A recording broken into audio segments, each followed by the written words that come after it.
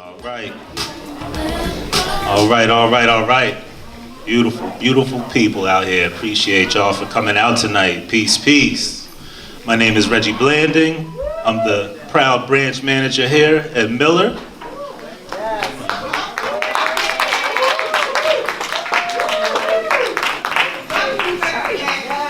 Thank you. Appreciate y'all. On behalf of our library director, Terry Hill, our South Regional Manager and Decorator Extraordinaire, please, Miss Renee Moody. Please give it up. Please give it up. The work they've been doing this past week, amazing. And our amazing Miller Library team, Shanice, Brother Elliott, our sound man here, our maintenance staff, just everybody who came in and just and played their part and just to bring this together. It's an amazing team here, and I couldn't be prouder of and more happy to be here. And also on behalf of the entire library, New Jersey Free Library System. I'm gonna get that right on the next one. But yes, thank you all for joining us this evening for an evening with the absolute legend, Miss Melba Moore.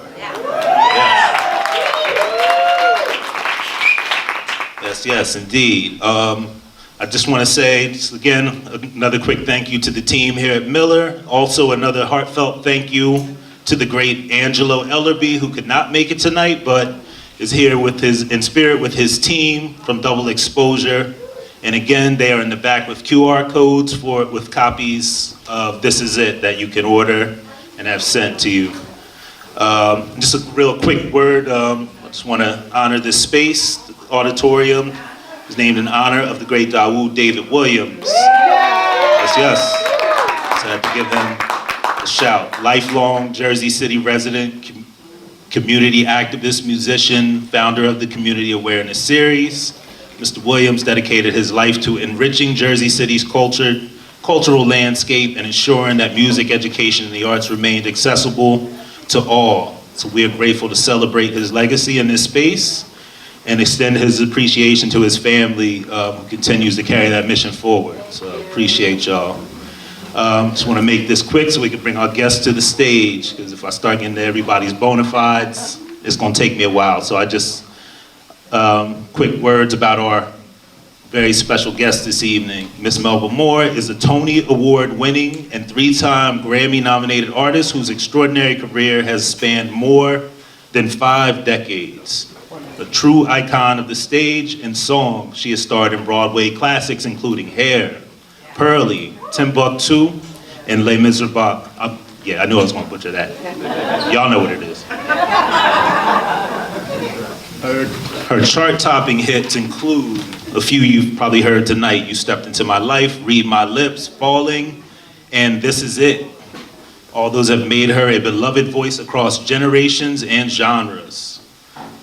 Her memoir, This Is It, Marvelous and Getting Better, travails the highs and lows of Miss Moore's storied career. It's an inspirational story of how she made her way into an icon, one that will hopefully inspire countless readers. And once again, I can't say this enough, is available for purchase in the back. She will be joined by another person who I dearly love, the great Jamara Wakefield. Just some quick words about Jamara. Jamara is, amongst many other things, a broadcaster, writer, filmmaker, and podcaster. You can follow her on Instagram at Jamara Producer, as well as on inthewake.tv, which is an independent Black media platform and digital equity movement that centers Black life through powerful storytelling, news that matters, community voices that inspires, and live coverage that connects us all. So please give it. All right, so I'm gonna use my last bit of breath, because I'm winded up here, y'all, to have y'all join me in giving a heartfelt and as loud a welcome as we can to Miss Melba Moore and Jamara Wakefield.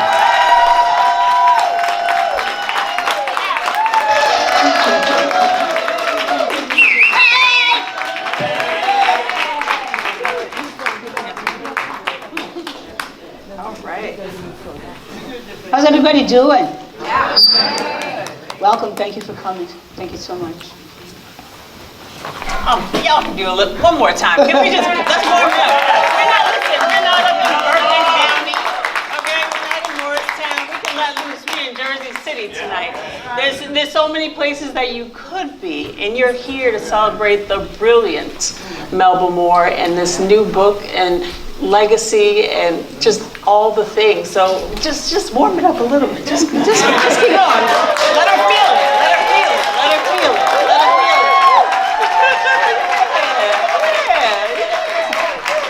it. I'm excited. It's my first attempt at writing a book.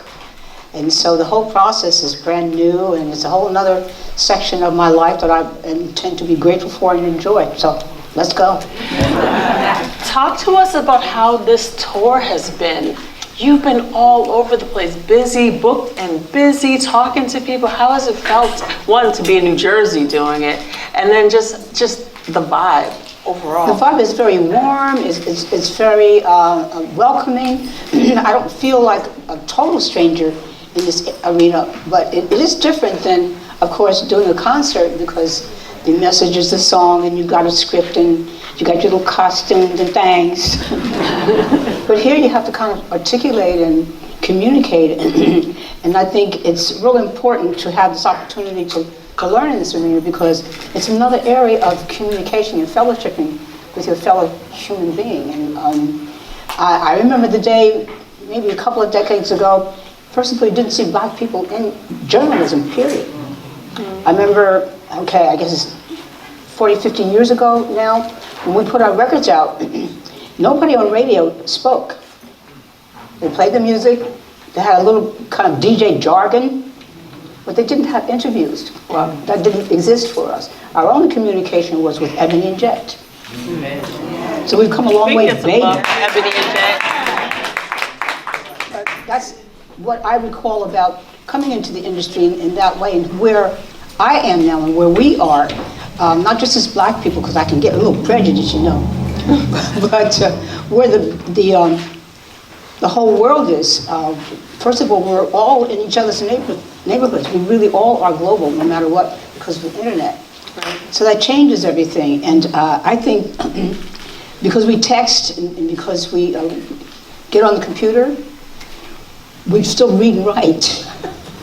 Yeah. And so I'm just thinking that's why there's been such a resurgence of the books as a means of communicating and having your public base as your main street. So I'm very excited about this, because I feel like in some ways I'm prepared for it because I've been in the public. Right.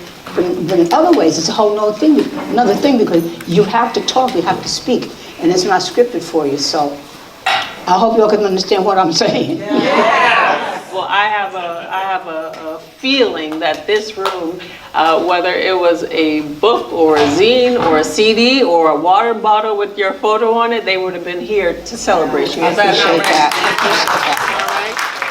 All right. So talk to us about the book. We know that we can pre-order it in the back.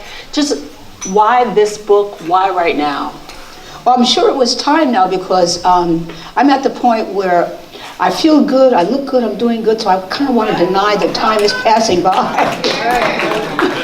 But you always have the younger generation to remind you that, Mom, it's time for you to write a book. Everybody's got a book but you.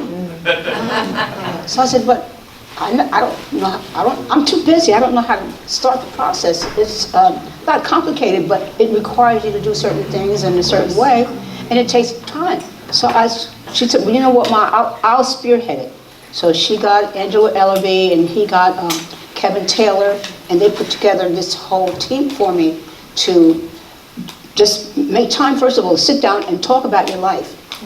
And then say, okay, Ma, you can't talk about that. I said, oh. Or she remembers things that I don't remember. Or I know things that she doesn't know because she's younger. And so with these elements, you can say, okay, well, what will be relevant to people about me, about their lives, that connects, but still tells my story. So we come up with some borders and some outlines, and they determined to me, because I didn't know the difference between an autobiography and a memoir. The autobiography is longer, it's bigger. You would tend to encompass your whole life story. With a memoir, you can take a theme or an area and kind of narrow it down. Well, I thought, well, since this is my first book, why not kind of narrow it down and start with something? And let's see what we can do with all the good advice that we have to have a successful first book, and then see what happens after that. Oh, it's already successful. This room is so excited about this book. What memories came back to you as you were going through the process of just reliving this amazing career that you have and are having right now? Can you tell us some stories that... Yeah, because you have to start at the beginning, no matter what story you're telling. So I'm reminded primarily of my family life.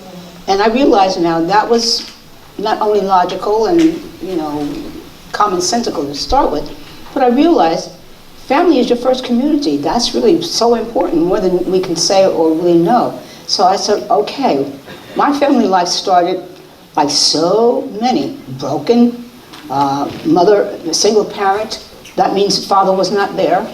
That's very important. I started out in New York City because mother was born in Birmingham, Alabama. We've heard that story before. Well, black people have. Generally, essentially, we come from the South. And we've come up here to not only escape slavery, but the prejudice and the violence that we hope to at least have a little bit less of by coming to the northern cities. The largest migration in U.S. history, right, was black people leaving the South and coming north, right? Absolutely. Absolutely. So I'm black, of course. So that part, I guess I'm thinking, well, how has my life impacted me? What's happened to me, so that I can articulate it, so that it means something to me and everybody else that reads it. So I'm thinking, okay, family's the first community. My grandmother lived with us. My mother was trying to take care of her. She was from Birmingham, Alabama as well too. But she had had strokes and she was an invalid. So my mother, single parent, she's a singer, so she's out all the time traveling singing. So she's not there. So mother basically absent too. Mm-hmm. So I think that's kind of already a picture of a broken family to start out with. Because my grandmother, I had uncles, but they came and visit and they were in and out. And so there were male figures. So you come to see the male as kind of, in your life, very unstable and unreliable, but he has a lot of authority. He can abuse you. We all know those kinds of possibilities. So that was my beginning. And Grandma didn't tell us anything about my family history because she had strokes. She couldn't. So I'm saying this is important. Who are you without your family? That's your first community. So that's why I'm starting with that. Regardless if it's an autobiography or memoir or whatever it is. So my mother did a very good job taking care of us. First of all, she got someone to take care of us. We used to call her Mama Lou. And she was like many people who came from the South, no education. As a matter of fact, she was orphaned. And she was passed around from not even family to family, but sharecropper to sharecropper. And the sharecroppers didn't even own the farms. Right. They worked the farms of somebody else. And I'm saying this for a reason.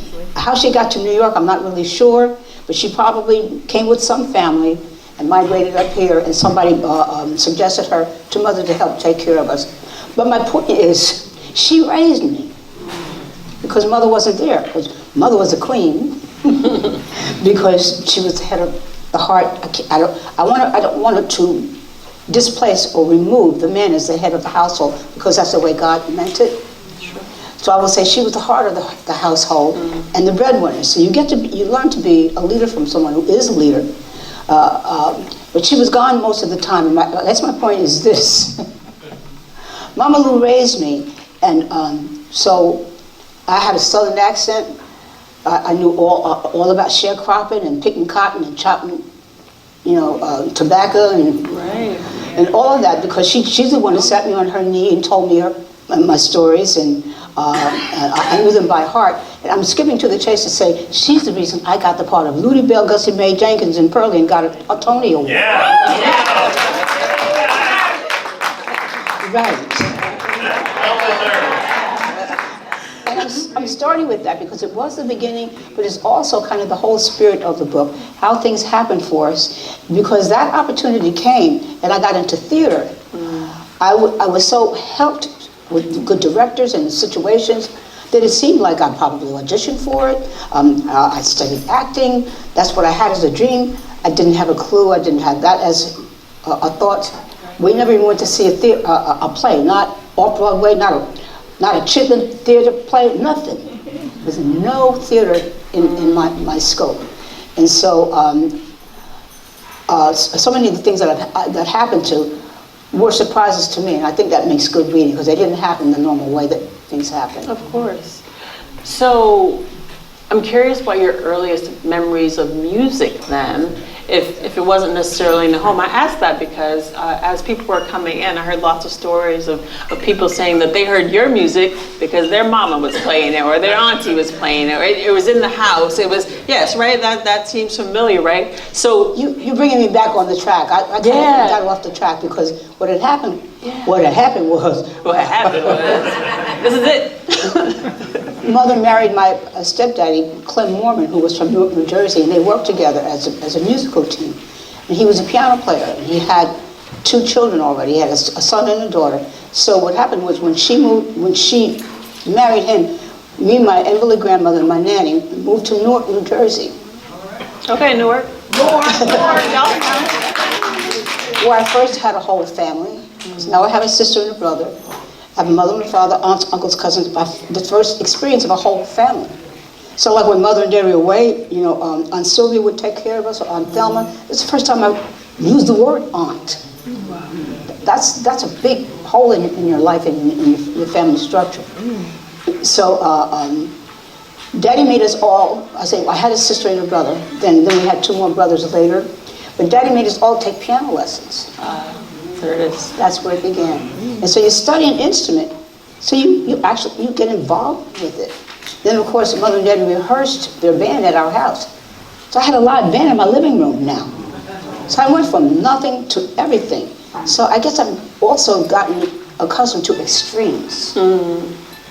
Extreme lows and extreme highs. But you learned how to pivot though, and move from one world to the other, which to me is perseverance. Well, in the beginning, you get moved. Yes, that part. That part. I've learned to kind of try to sense out what is the beginning too, because things get very confused and chaotic when pieces are missing. I do better if you ask questions. Oh yeah, we're going. Y'all all right? Y'all having a good time? Yeah. All right. Music education, it feels like we're just losing music education in schools and in our communities, and it's really a crisis, because it grounds us in so many ways. What did music education do for you? Well, first of as all, a young person? Mother and Daddy said, because they were musicians and it was so unstable and so racist and so chaotic, they said, you're going to have a real job, you're not going to be musicians. So all of us became educators. So one of the things you first find out if you're going to be a music educator is that music is not respected in the schools. Now, I'm talking about over 50 years ago. Okay, so, and it's deteriorated to the point where not just music, but the arts have been taken out of the schools. And now we're in jeopardy of the schools being taken away. So we have no public education in terms of the way that we need it. So I've always been thinking that eventually we would have to provide alternatives, because you have to have the arts. Because as you said, it's the universal language. They do things between people to communicate you and unite you in ways that nothing else does. I love that you said we have to find alternatives, because I think one of the strengths of Black communities, especially, and in communities, is that we always find a way. Right? We've always been pushed out. Right. We always find a way. That's not a great thing, but you learn that you are a human being, you are first rate, and so you have to find ways of continuing to not only survive, but thrive. And then what usually happens, you do something really, really good and everybody wants to copy it. Right. Let's talk about This Is It, which is an anthem for so many. Is it an anthem for you still? Well, absolutely. Every day, this is it. And work at it and focus, and it does get better. And somebody said it's greater later. So you want maturity. You don't want just experiences. You don't want just success, because you you want to be in charge of your life or in control of the area that you're the leader of or that you're supposed to take care of, mainly because you are in charge of taking care of other people. I don't think I would know that if I didn't have a daughter. It would be about me. But we're all like that, so. You know, there's a really beautiful projection in the back of the room, if you haven't seen it, with these marvelous photos of you through the times. And we see you at the Tonys, we see you at the age of 5, we see Eartha Kitt, and I'm sure we'll loop back, but that 5-year-old Melba Moore, what would you tell her, if you could tell her anything? You're talking about wisdom and what we've learned, but that little girl. You remind me, because that picture reminds me of times I spent with Mama Lou. She had no education, and I remember I was going to St. Thomas Aquinas Catholic School in New York City, and I was trying to teach her how to read. She said, no, I got mother wit. And she taught me those things that are paramount in terms of learning what grassroots, basic necessities of wisdoms about life are. Say more about that. How does that come in handy? You know right from wrong. You've got to do right, or you get your ass whooped.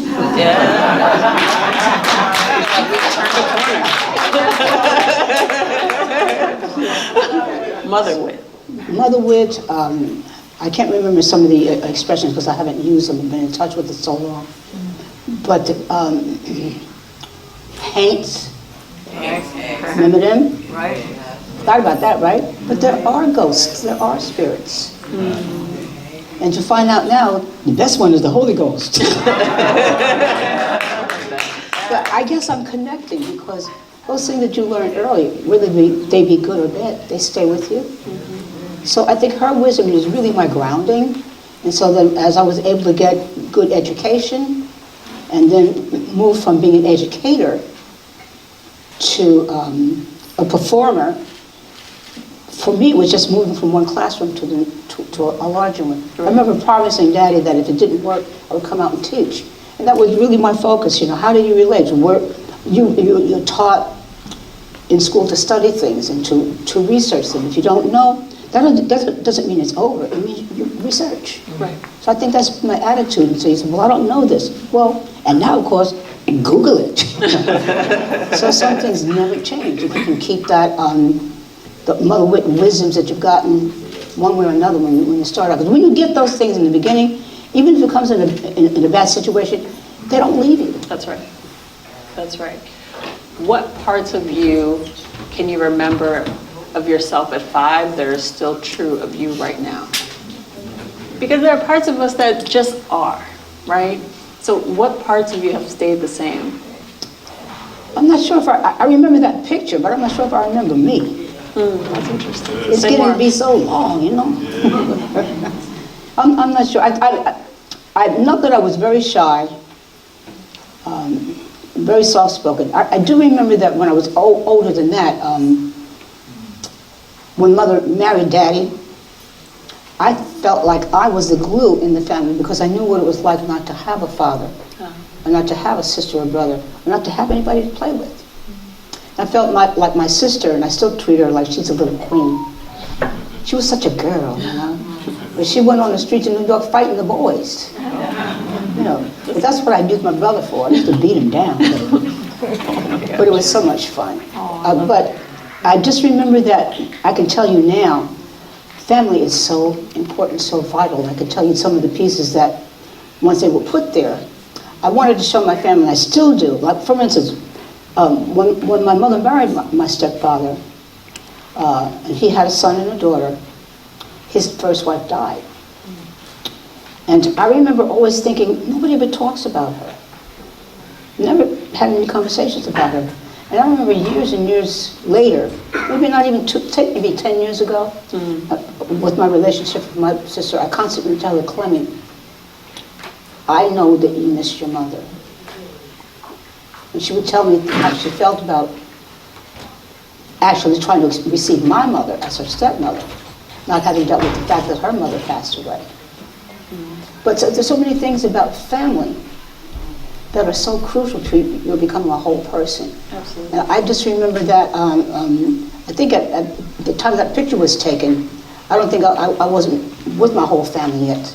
So, I don't know, I remember playing on the streets in New York and having the kids upstairs be my kind of fake siblings, because they're your extended family, and the family next door had 5 girls, and we remained friends over the years. Just having an extended family and playing with kids, and I remember the Christmases and Mother coming home, and me and Mama were cleaning up the house before she got there, and Christmas was really, really, really beautiful because Mother was there, and we had Christmas presents, and she was very, very beautiful, and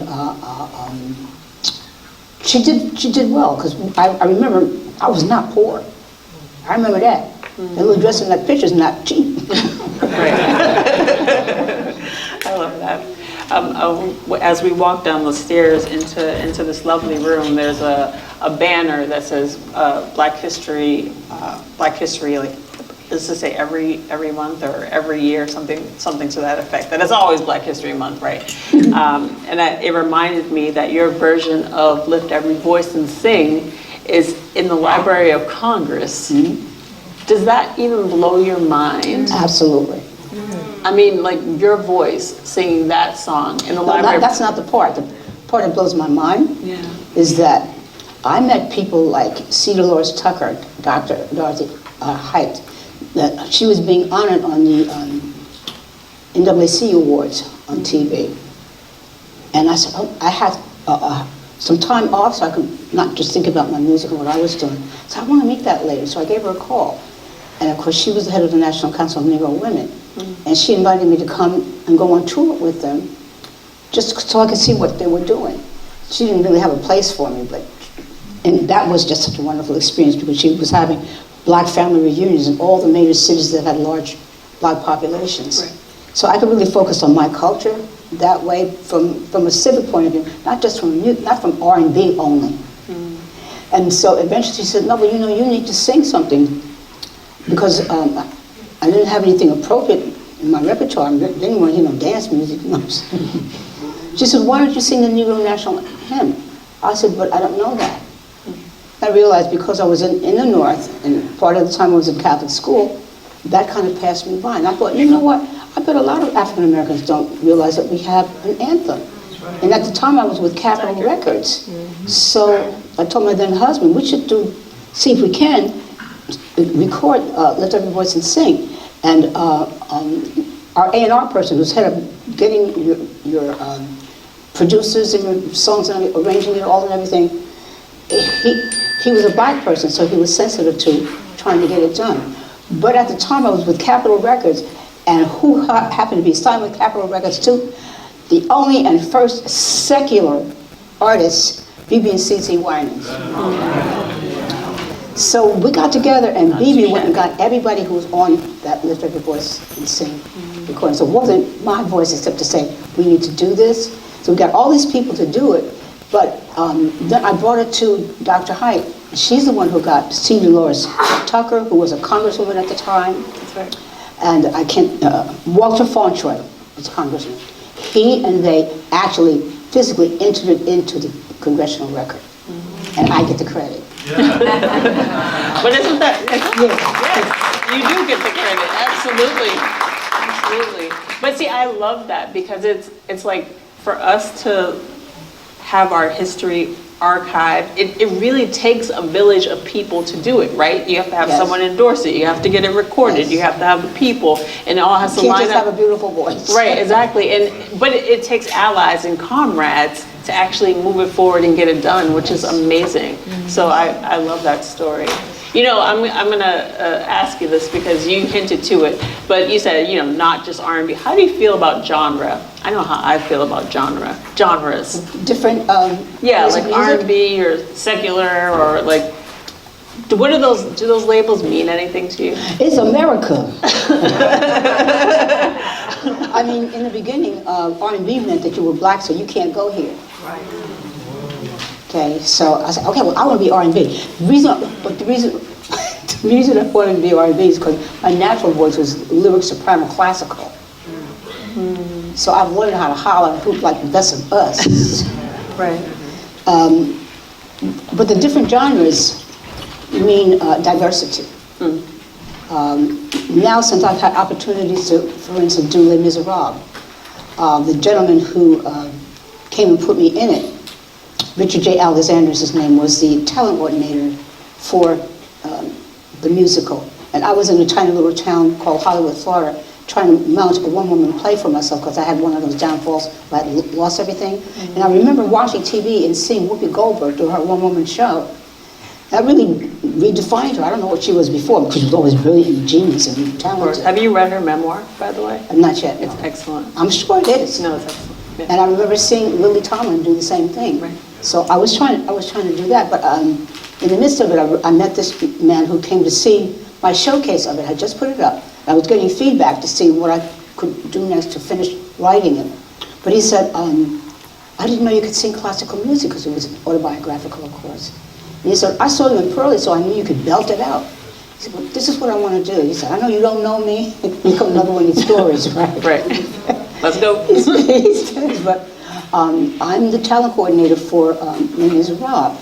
I had seen the musical. And he said, I'm going to go and speak to my colleagues and see if we can find a role for you in the play. He did not promise me the role of Fantine, which is the female lead. So he said, I know you don't know who I am, so just be patient. To make a long story short, in a few months, he called me later and told me that they had agreed to bring me in the role of Fantine. I didn't audition for it. I still don't know how to audition. But that's how I got Fantine. And of course, it's a total different genre than Pearly. Right. As an example. You know, I asked about genre because I think about my own experiences of growing up around black music and the arts. And like, we do everything. We can do everything. I think sometimes the genre is external, like it's the outside world that says, oh, you're jazz, you're blues, you're R&B, you're secular, you're gospel. But I think about the house that I grew up in. There was R&B and funk and gospel, but played back to back. Like there was no different. Like it was just music. We were just getting down. So I think what the genres have been created by the commercial leaders of each area, because they control that and they want to define themselves and they want to make money from that, and that's not bad, but it makes us feel that there are separations or are differences, or you're in one, you can't appreciate another, but that's not true. Right, absolutely. Your memoir, which is pre-ordered, available for pre-order in the back, is called Marvelous and Getting Better. Tell me what is marvelous and tell me what is getting better. Well, I feel as though my life has been a series of marvels and wonderful opportunities that were not natural. There were marvels and marvelous. And I feel as though, because I still have an opportunity to tell my autobiography myself, I haven't passed on so somebody else can tell my story. It could at least have a chance to get better. It's getting better. Well, we are here to marvel at you and be marvelous with you and continue to party on. Had so much fun with you today. I just want to do a quick time check. I think we're about ready to open up for questions. You know, but I want to ask you this before we do. What's on your to-do list that you still want to do? I want to complete everything. I have good management team now. That's really the answer. So that we know that each area, especially since I work in a lot of different genres, have seasons. We can organize that now and plan it. So we're planning a live music tour with some of the other wonderful artists like Shirley Jones and Karen White and Climax. Oh, it's going to be fun. And who's going to moderate it? She might cut you out, but it's Monique. That's all right. Speaking of Monique, I've just been invited to a play with Monifa. Do you know Monifa? Yeah. That's a black play, theater piece. I'm trying to think of what else. A whole bunch of stuff. I can't think of it all. Booked and busy, inspired, and ready to go. Let's take a few questions. Are you ready? A pleasure. Let's do it. Ms. Moore, I want to know, how was it growing up in Harlem as a teenager? And did you sing and perform while you were a teenager, or did it start afterwards? I didn't do any performing in New York because I left there by the time I was 9 or 10 years old. But before I left there, what I found out about New York City, because my mother took me to the Apollo Theater, and later on I came back and I lived in Lenox Terrace for a while, so I really did, and I went to White Rock Baptist Church where I gave my life to Jesus Christ. So I spent a lot of time in Harlem in different ways. I know the community in a couple of different times and eras. I remember being demonstrating with Al Sharpton. We was painting the crack houses red. And we were being assisted by Reverend Charles Kenyatta, who was a great activist. And he took me into White Rock, and I just asked him questions. I said, I realized I don't have a church that I'm going to. And so I started going there, and my daughter still says, Mama, I can't go with you when they have shouting scriptures. I fell in love with the Bible. Honey, I memorized and said the whole first chapter of Jeremiah. Before I knew thee, before you knew me, I've discovered you in the belly and ordained you to go and be a prophet and everything. So I found Jesus there in Harlem, but continued my life in Newark, New Jersey, both as a school teacher and then performing. Because actually, my stepfather got me some work. I was kind of like Roberta Flack. I used to play the piano and sing. So I started out that way. Then I thought, well, I want to really focus on singing. And so I said, well, Daddy, take me around to some of your people that you know in New York. And that was when we met a lot of different people, but the person that made the difference was Valerie Simpson. Because inadvertently, we ran into her in somebody's office, we exchanged numbers, and she called me to get involved with studio backup recording singing. So that was really my entree. Lovely. And she's a beautiful really person. lovely. And very, very smart. She was always in charge of everything. You know how little people are. She really believes in mentoring and She's very generous and bringing heart. people along. Yeah, I love that. She does that. It's not a great big thing for her to do. She does that. So that was my entree into the industry. And then one thing led to another. One recording session, I can just say one thing, I don't want to be too long-winded, was being done. We're doing an album that this gentleman was doing of all the music from the Broadway musical Hair. I know it's a musical now. I didn't know that that's what it was then. And he was dressed in a nice suit and tie. He looked kind of normal and everything. His name was Galt McDermott. But he was associated with these two hippies. The only thing I knew about hippies was what I saw on TV. Because I was what I call a black American princess. First of all, we wore shoes in the city. He didn't have on no shoes. He had a big rip in the back of his jeans right here on his left cheek. And he had on a t-shirt that looked like his mother forgot to tell him to separate the whites from the colors in the line. You're like, what you doing? I said, what in Looking the like heck? that. And his hair looked like he had fingers stuck in a live plug or something. It was bright, bushy red and kind of almost a curly afro. Well, after the recording session, he walks up to me and he says, well, how would you like to do hair? I said, excuse me? What was you thinking? I do not have a bachelor's arts degree in music to do nobody's hair. You thinking hair? Do hair. Yeah. Right. This is the real story. But he explained to me that it was going to be a Broadway show. It was at the Shakespeare Festival Theater. And what they were doing was, they were doing all the music. They were looking for strong singers in the play, so they were still casting.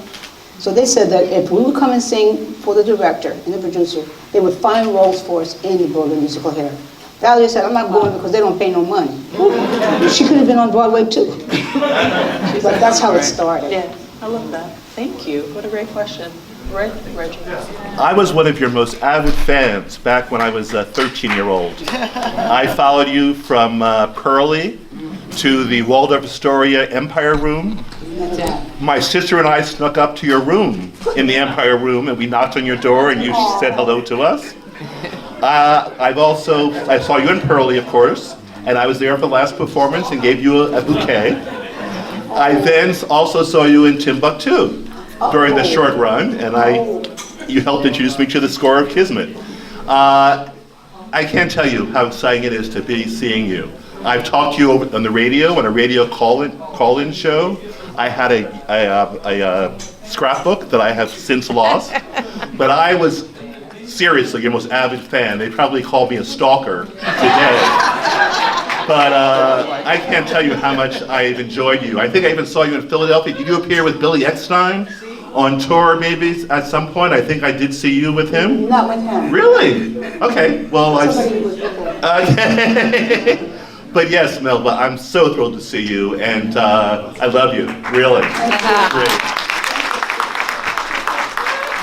Since rap music is getting so popular, would you ever do a rap song? All they have to do is teach me the words. What I would do, I don't think I would do that. I would do a song and let a real rap artist do his rap or her rap with me. Yeah, I mean, you know, it's our art. It's fabulous, yeah. Okay. Well, you could also intertwine it with whatever you sing. Yeah, that's what I'm suggesting. Because the young people would really like that, you know. Yes, they embrace you. They're good. Okay. Because they're entitled. As a matter of fact, I just got honored by Curtis Blow, who actually is probably the first rap artist. Okay. And it was in a church, so everybody's like wholesome and full and just developing, and we're all blossoming, and so we share. We're not the same as each other, but you don't need to be. You can still embrace each other. I love that. I love that. Don't y'all love that? I will turn it over to Reggie. Is there one more? Yeah, thank you. My name's Aura, and I just wanted to say thank you so much for being here. This is such a pleasure. And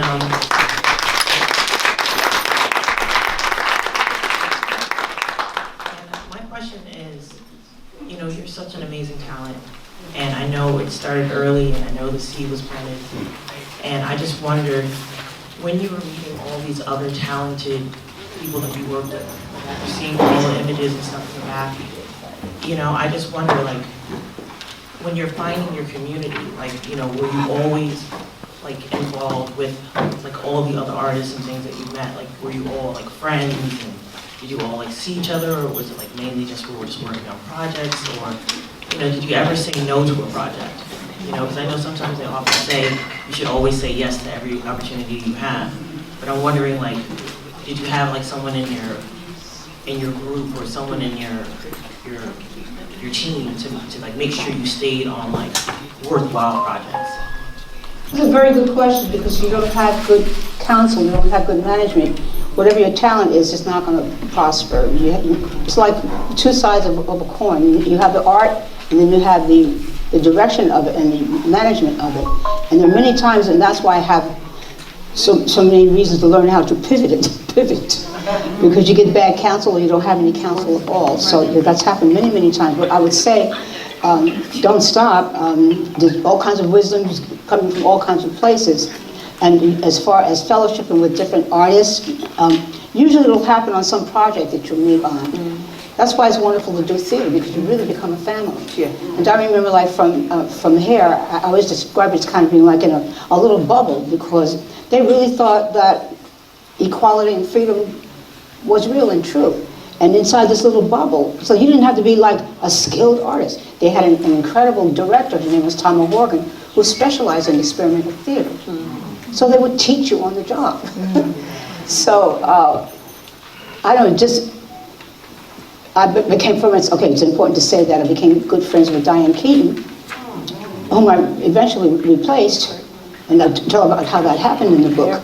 Because we shared the same dressing room. We'd go to this little cheap steakhouse, because didn't nobody have no money, and eat these cheap steaks together, and have a wonderful time. But probably if it hadn't been for the project, there would be no reason why I would get to meet her, or we would meet each other. So primarily we meet because we were able to do something when we work together. Otherwise, there's nothing to bring you together. Right. Well, theater does that for all of us, so we love that you had that experience of working closely with some really cool people. Well, you know, I'll tell you who was really great to work with, except that he really kept messing up my concentration. Sherman Hemsley. Oh, really? They know what I mean, right? And I hope it's okay to say, but he used to stay high. Really? And he was natural, you're just being yourself anyway, and I know that now. But he was always joking and everything. I'd be sitting up there trying not to laugh. Right. But they taught me what it was to stay in a character. We were family members in the play. Same thing with Cleavon Little. You get to be friends with these people, and they're coaching you as you go along. They wouldn't be coaching each other because they knew how to act. But they really helped me learn how to act and be comfortable and not be so scared I couldn't do it until I got a Tony Award. So these relationships are incredible. But if somehow you didn't have the courage to say, okay, I'll try this, because you have no clue what it's going to bring, you would never get these experiences. Well, I think the word courage is really important, and you might be too modest to say it, but I think courage is a through line in the book and just in your career. You've had the courage to be here, the courage to stand up, the courage to teach, the courage to carry on, the courage to party a little bit, the courage to love the Lord, right? There's a lot of courage that's happening, and that's why you are here today, and that's why this book. You come against a lot, and I'm thinking now, I'm going to have a book, I'm going to be a spokesperson, I'm going to meet with people who have very, very opposed theologies than I do. And I'm thinking about how am I going to be responsible, because I'm not in the chorus now. I'm supposed to know what I'm talking about because I got a book. So I think in some cases it's not going to be okay for me to just sit quietly and agree with them because they're promoting my book. But I don't want to start an argument or a debate. But I'm a Christian. So you can't just kind of sit quiet. I'm thinking seriously about that now, especially if the book becomes successful and you get you're invited to come to these speaking platforms where people are talking, and they're always speaking from what they believe, and they should. But I shouldn't just be a nice person. I should say what I believe too.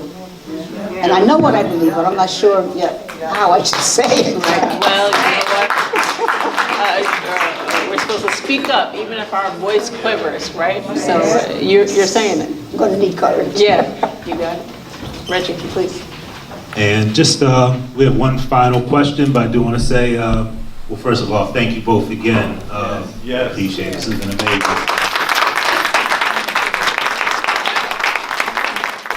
And Ms. Moore is going to be gracing us. Thank you for continuing to grace us with her presence in the back area here where the books are. But we have one final question from Sam Williams here. So. Ms. Moore, thank you so much. A button question for you. As I'm looking at you in the backdrop, the David Williams Cultural Arts Center, who was my father, and the head of the cultural department for Jersey City Free Public Library, you in your long, illustrious career, knowing that you were a cultural icon, from then to now and going forward, what is something we must take with us to remember the importance of the culture, the arts, the movement, the music, all of it? Knowing what we're navigating now, what is important, what we should take from then to now and on? Well, in terms of our administration, we have some of the greatest travesties and violences committed against their own constituents, that we are going to have to be the alternative. In every way, shape, or form, whatever your little nook and cranny of, you have to believe in good and you have to carry it out. You don't necessarily have to preach it. I don't know what your duty will be, but you have to be the person that God made you to be. I don't know what that is. I'm going to try to do that myself, because I know sometimes it really does take courage, and I don't know what each one of your situations are. But I hope I'm going to be a good example in the areas that I have. First of all, to keep on singing. Yes. And to show that, especially as I continue to get older, that had to be God. Please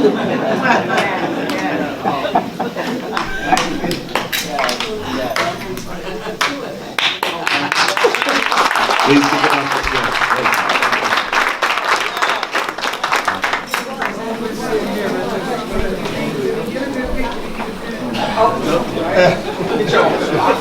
Same word.